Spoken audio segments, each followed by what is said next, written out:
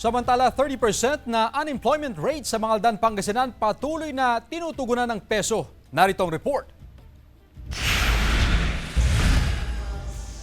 Simula 2011 hanggang 2022, nakapagtrabaho na bilang domestic helper sa Hong Kong, Taiwan at Bahrain si Snooki, tubong barangay Lanas, Mangaldan, Pangasinan. Gusto niya ulit makipagsapalaran sa ibang bansa pero sa edad na 42, mas minabuti ng maghanap ng trabaho sa lokal. Kaya nagbakasakali siyang magpasa ng aplikasyon sa isinagawang job fair ng lokal na pamahalaan ng Mangaldan, Pangasinan. Magkaroon po ng chance na makapagtrabaho dito sa local, dito na lang po.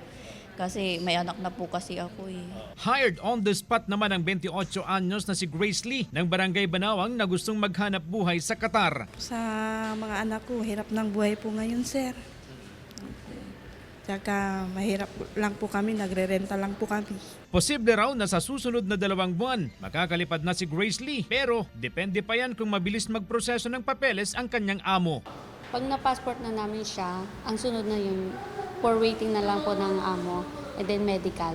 Kada buwan ang isinasagawang job fair ng peso, kaya mabilis na natutugunan ang unemployment rate sa bayan. Base sa assessment ng peso, tinatayang may 30% pa ang unemployed population sa bayan. Karamihan dito sa sinasabi kong 30%, yun yung mga skilled workers, siguro yung mga karamihan sa kanila, mga high school graduate, vocational graduates. Tiwala ang peso na sa pamamagitan ng job fair, unti-unting natutulungan ang bawat mamamayan sa Mangaldan na magkaroon ng trabaho at mabigyan ng maayos na buhay ang kanilang mga pamilya. Kasama si Jing Dakanay, CJ Torida, One North, Central Luzon.